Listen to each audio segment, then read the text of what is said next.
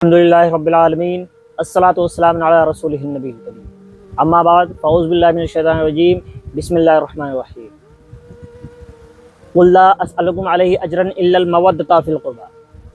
اللہ تعالیٰ قرآن مجید میں ارشاد فرماتا ہے کہ اے حبیب آپ فرما دو، یعنی حضور صلی اللہ علیہ وسلم سے خطاب فرماتا ہے کہ حبیب آپ لوگوں سے کہہ دو کہ میں تم لوگوں کو جو تبلیغ کرتا ہوں، دین کی نصیحت کرتا ہوں، اس پر تم سے کچھ اجر نہیں چاہتا سوائے اس کے کہ تم میرے اہل بیت سے، میرے گھرانے سے محبت کرو۔ دوستو یاد رکھیں کہ اہل بیت نبی کے گھرانے کو کہا جاتا ہے، اہل بیت حضور صلی اللہ علیہ وسلم کے اولاد کو کہا جاتا ہے، اہل بیت حضور صلی اللہ علیہ وسلم کی اولاد حضرت مولا علی کی اولاد کو کہا جاتا ہے۔ اہل بیت میں کون کون ہے؟ حضرت مولا علی علیہ السلام، حضرت فاطمۃ الزہرا سلام اللہ علیہا، حضرت امام حسن حسین علیہ السلام، اور حضور صلی اللہ علیہ وسلم کی ازواج مطہرات، یعنی حضور کی ازواج مطہرات بیویاں اور آپ کی بیٹیاں، حضرت مولا علی اور آپ کے بیٹے، یہ تمام لوگ آتے ہیں اہل بیت میں، یہ نبی کے گھر والے ہیں۔ اب یاد رکھیں ان سے محبت کرنا فرض ہے، ضروری ہے، لازم ہے۔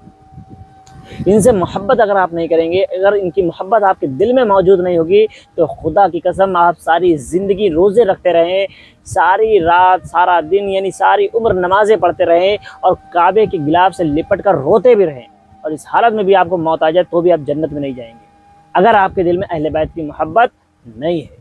یاد رکھیں اہل بیت کی محبت کے بنا ساری چیزیں فضول ہیں، کچھ کام نہیں آئے گا جب تک ہمارے دلوں میں اہل بیت کی محبت نہ ہو۔ اس لیے ہمیں چاہیے کہ ہمارے دلوں میں اہل بیت کی محبت ہو، ہمیں اہل بیت سے محبت کرنی چاہیے، اہل بیت کے فضائل جاننا چاہیے، ان کے فضائل کو جاننا چاہیے، ہمیں سمجھنا چاہیے کہ ان کی منزلت کیا ہے، ان کی قدر و منزلت کو ہم نہیں جانتے۔ اہل بیت یاد رکھیں کہ اگر آپ نماز پڑھتے ہیں لیکن آپ روزہ نہیں رکھ پاتے ہیں تو ایسا نہیں کہ آپ کی نماز قبول نہیں ہوگی، نماز قبول ہوگی لیکن روزے کا آپ کو جو گناہ ہے وہ الگ ہے۔ اسی طرح سے آپ روزہ رکھتے ہیں لیکن نماز نہیں پڑھتے ہیں تو یہ دونوں عبادتیں الگ ہیں، لیکن یاد رکھیں یہ ایک ایسا واحد فریضہ ہے، ایسا فریضہ ہے کہ اگر آپ اہل بیت سے محبت نہیں کرتے ہیں تو نہ ہی آپ کی نماز قبول، نہ روزہ، نہ زکوٰۃ، نہ حج، یہاں تک کچھ بھی نہیں۔ کیونکہ اللہ تعالیٰ نے کہہ دیا ہے قُل لَا أَسْأَلُكُمْ عَلَيْهِ أَجْرًا إِلَّا الْمَوَدَّةَ فِي الْقُرْبَى۔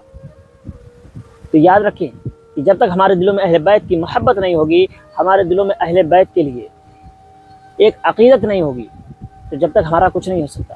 یاد رکھیں اہل بیت وہ ناؤ ہے جس کے ذریعے سے ہم نجات پا سکتے ہیں۔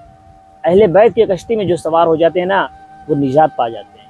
ہمیں چاہیے کہ ہم اہل بیت کی کشتی میں سوار ہو جائیں، پھر ہمیں کوئی بھی طوفان ڈبو نہیں سکتا ہے، کیونکہ نجات کا واحد ذریعہ اہل بیت ہی ہے۔ اہل بیت کی محبت ہی وہ واحد ذریعہ ہے جس سے ہمیں نجات مل سکتی ہے۔ ہم اہل بیت سے اگر محبت کریں گے تو حوض کوثر پر حضور صلی اللہ علیہ وسلم ہمیں جام کوثر بھی پلائیں گے۔ اگر ہمارے دلوں میں اہل بیت کی محبت ہی نہیں ہوگی تو سوچیں ذرا روز محشر میں حضور صلی اللہ علیہ وسلم کو کیا منہ دکھائیں گے کہ ہم آپ کے گھرانے سے محبت نہیں کرتے تھے۔ کتنے نامراد کے کتنے بیوقوف ہوں گے۔ ہمیں چاہیے کہ ہم اہل بیت سے محبت کریں، اہل بیت کی محبت کو سمجھیں، ان کی عقیدت کو سمجھیں۔ دوستو اللہ تعالیٰ کہنے سننے سے عمل کرنے کی توفیق عطا فرمائے، آمین۔